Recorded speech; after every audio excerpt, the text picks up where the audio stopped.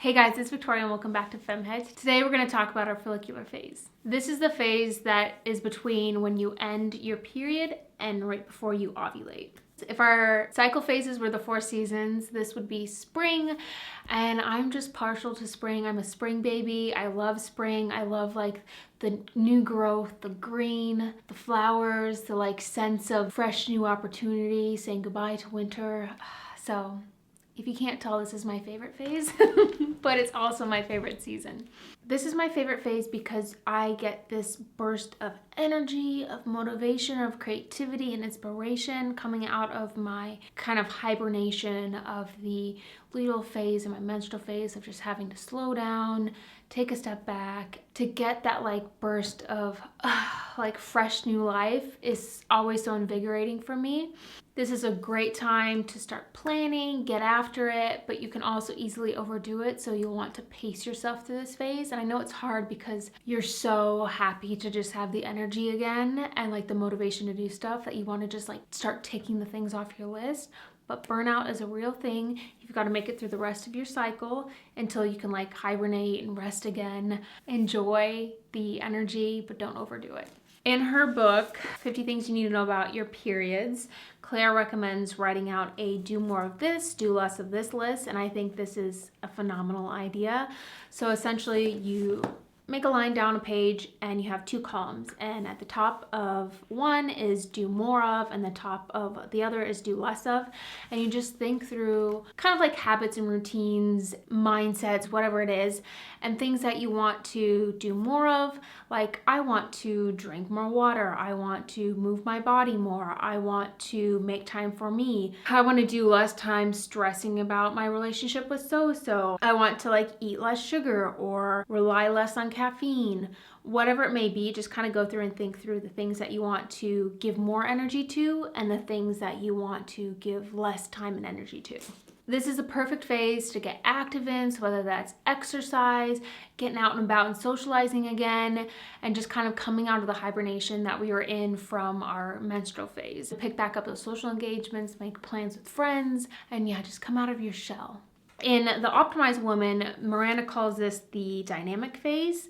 She says this phase is the most empowering, the most productive, and the most rewarding. A quote from her chapter on the dynamic phase is, "By allowing our bodies, minds, and emotions to rest and restore themselves, we create this wonderful time of energy and action." And I cannot agree with that more. Like I said before, if I allow myself the time and the space to like slow down and just hibernate during my period, I come out like a fresh new butterfly, and it is intoxicating. So I cannot recommend it enough.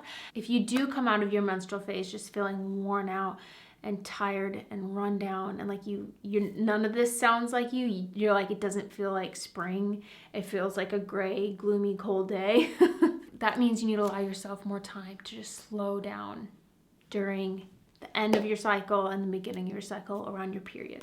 I'm going to read a few things from her book for you. We can use our cycles to find out what's important to us and what we want to do with our lives, and to help us define our goals. All right, some abilities and strengths and things to look out for in our follicular phase or dynamic phase. Some of the abilities we have: enthusiasm and self-motivation, confidence and positive thinking. We're more likely to take risks, better at decision making, and we have excellent mental abilities. What doesn't work so well?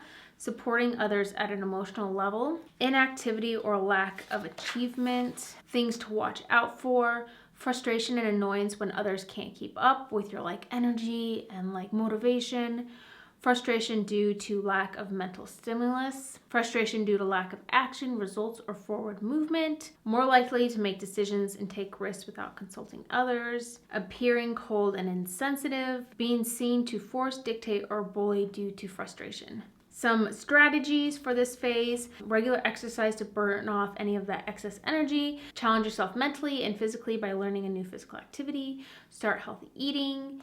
You can sleep less, go outside more, you want to stimulate your body and mind together, book evenings out socializing, have fun reclaiming the outside world with trips, parties, and events, believe all the positive thoughts you have about yourself, enjoy catching up on all the things you can achieve, accept that this phase will pass, so make the most of it. Catch up on the projects, tasks, and jobs that you put aside during your period. Make doing pleasurable things outside of work as high of of a priority as work itself. Plan meetings, tasks, and deadlines to support the other phases and to make use of their enhanced abilities for that phase. So it's good to like look at the cycle ahead and say, okay, it looks roughly this is when I'm going to have my period, so try to not plan things during that.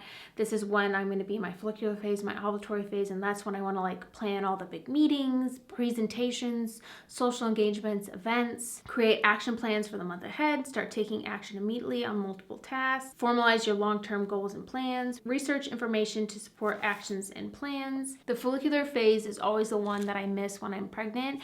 You do get that sense of like, it's not even a sense, it's nesting energy in your second trimester into the beginning of your third is a force.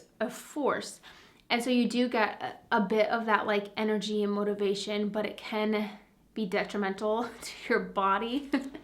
And also when you're just like so exhausted and your body hurts, but you just like, you have that itch of like, I need to be doing something, I need to be decluttering something, I need to be preparing something. So it is a bit of a double-edged sword, but I do miss just like coming out of hibernation with renewed energy and inspiration. So this is my favorite phase, you guys. It's the best one to take advantage of. And it's not like one phase is better than the other. They all have their strengths and weaknesses. Like this phase even has its own weaknesses, like outdoing yourself, expecting too much, running yourself ragged. So you do have to be careful in this phase. I think when you learn about the different phases and you learn about the strengths and weaknesses in each, you can fine tune your schedule to sync up with your cycle as best as possible. And that's when the real magic happens. All right, guys, that is what I have to say about the follicular phase today.